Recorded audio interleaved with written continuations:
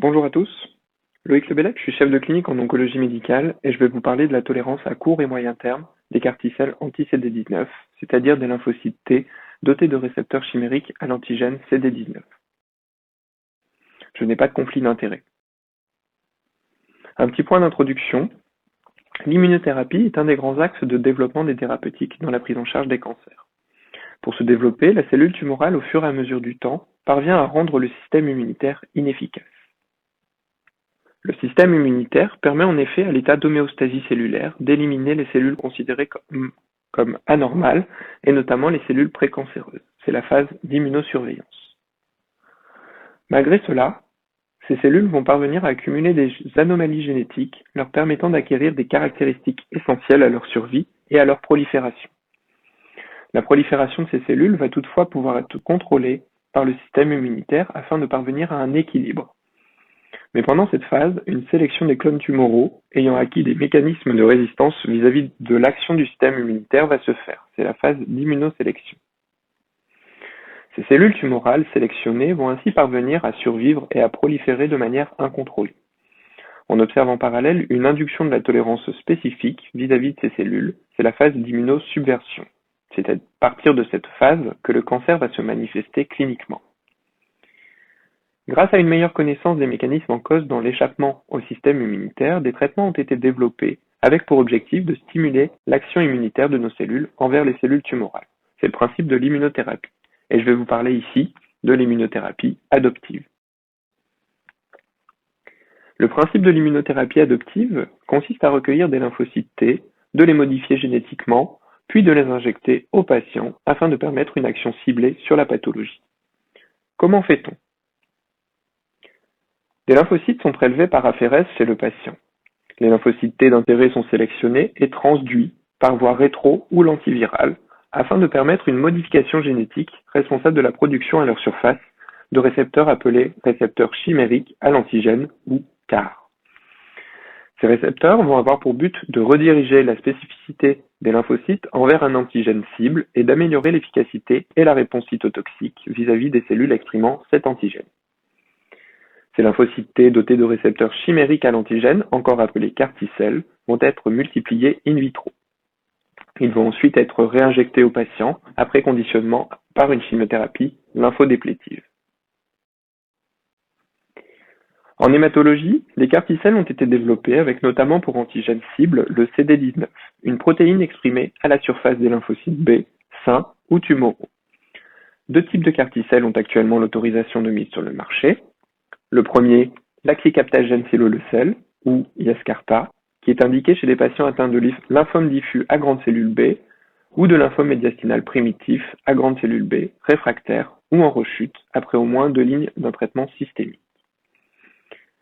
Le deuxième, le tisagencleucel ou Kymriah, indiqué chez les patients atteints de leucémie aiguë lymphoblastique à cellule B réfractaire ou en rechute après allogreffe de cellules souches hématopoïétiques ou après la deuxième rechute, ou bien dans le lymphome diffus à grande cellule B, en rechute ou réfractaire après 2 lignes thérapeutiques d'un traitement systémique. Ces traitements ont des profils de tolérance à court terme bien connus et bien décrits dans les études cliniques, mais finalement, qu'en est-il dans la vraie vie et quelle est la tolérance à moyen terme, notamment en ce qui concerne la survenue de complications infectieuses pouvant nécessiter une prise en charge spécifique adaptée? Une étude rétrospective a donc été réalisée sur une cohorte de patients traités au CHU de Lille, hors protocole, dans le service des maladies du sang, par CAR-T-cells anti-CD19. Les objectifs étaient les suivants. Le premier, décrire les profils de tolérance en termes d'effets indésirables médicamenteux à court et moyen terme, jusqu'à 9 mois après la réinjection. Le deuxième, rechercher des facteurs pronostiques de la survenue de ces effets indésirables. Et le troisième, dont je ne vous reparlerai pas ici. Entre décembre 2018 et avril 2020, 34 patients ont été traités par CAR-T-cells anti-CD19 au CHRU de Lille dans le cadre d'une prise en charge non protocolaire. Il s'agissait majoritairement de femmes. L'âge médian à la réinjection était de 62 ans. Tous les patients étaient en bon état général. Ils présentaient principalement un lymphome diffus à grande cellule B et avaient reçu en médiane 3 lignes de traitement antérieures. 15% des patients avaient reçu une autogreffe et un patient une allogreffe. Le délai médian entre le diagnostic initial et le traitement par CAR-T-cell était seulement de 2 ans. En médiane, la réinjection des carticelles avait lieu 40 jours après la FEREL. 80% des patients avaient reçu un traitement dans l'intervalle. Les patients de l'étude recevaient principalement l'axicaptagène siloleucel. Tous les patients recevaient le même protocole de chimiothérapie lymphodéplétive, une prophylaxie contre les infections AHSV, VZV et contre la pneumocystose. Les 10 premiers patients traités à Lille avaient reçu une prophylaxie des complications neurologiques par un antiépileptique, le levétiracétam, qui a été finalement non recommandé pour les patients suivants. À court terme, c'est-à-dire dans les 30 jours suivant la réinjection des carticelles, la tolérance clinique hors infection était la suivante. Sur les 34 patients, un syndrome de relargage cytokinique tout grade confondu était observé chez 85,3% d'entre eux et de grade 3 dans 8,8%. Ils étaient traités par tocilizumab seul, par un traitement symptomatique uniquement, ou par tocilizumab et corticoïdes. Le délai médian de survenue du syndrome de relargage cytokinique était de 4 jours et la durée médiane de 4 jours. Une encéphalopathie tout grade confondu était observée chez 26,5% des patients et de grade 3-4 dans 17,7%. Les patients étaient traités par corticoïdes et par antiépileptiques introduits ou poursuivis.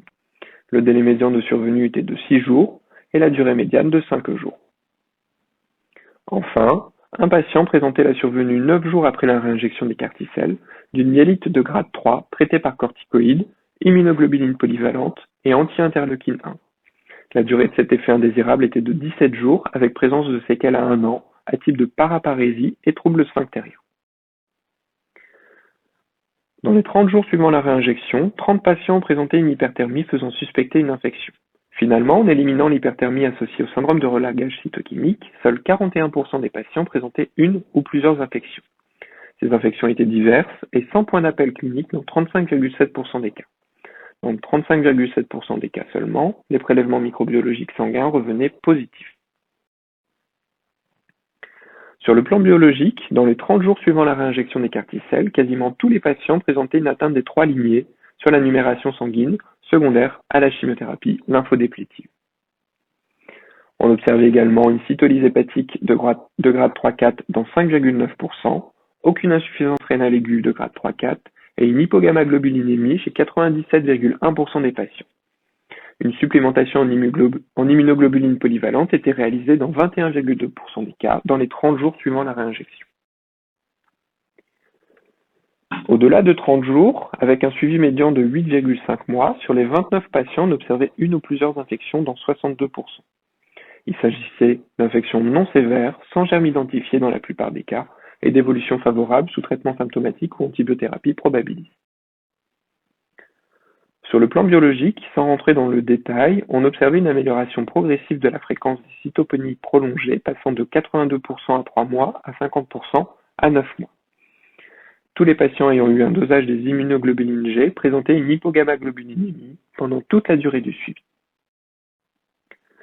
Dans une analyse exploratoire, étant donné la faible taille de l'échantillon de notre population, une recherche de facteurs pronostiques a été réalisée.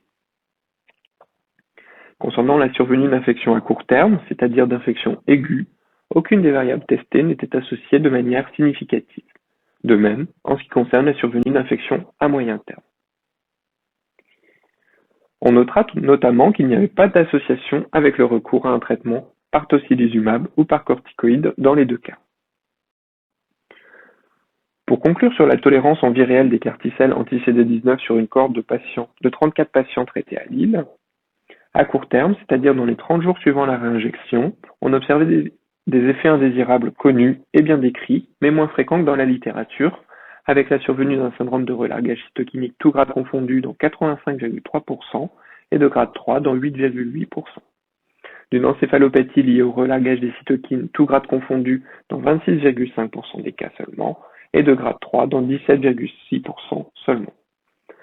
Un patient a également présenté un effet indésirable non connu et non décrit. Il s'agissait d'une myélite de grade 3 avec séquelles à 1 an. Le taux d'infection aiguë était identique. À moyen terme, c'est-à-dire au-delà de 30 jours, on retrouvait les cytopénies prolongées d'amélioration progressive avec le temps et des hypogammaglobulinémies persistantes. Les taux d'infection durant cette période de suivi étaient non négligeables, avec 62,1% des patients concernés. Il s'agissait d'infections non sévères et l'évolution était favorable avec un traitement symptomatique ou une antibiothérapie probabiliste. Enfin, dans une analyse exploratoire, on ne retrouvait aucun facteur pronostic associé à la survenue d'infections à court ou à moyen terme en ce qui concerne les variables testées, potentiellement liées à la faible taille de la population de l'étude. Il semblait toutefois ne pas exister d'association avec l'utilisation du tocilizumab ou des corticoïdes. Je vous remercie de votre attention.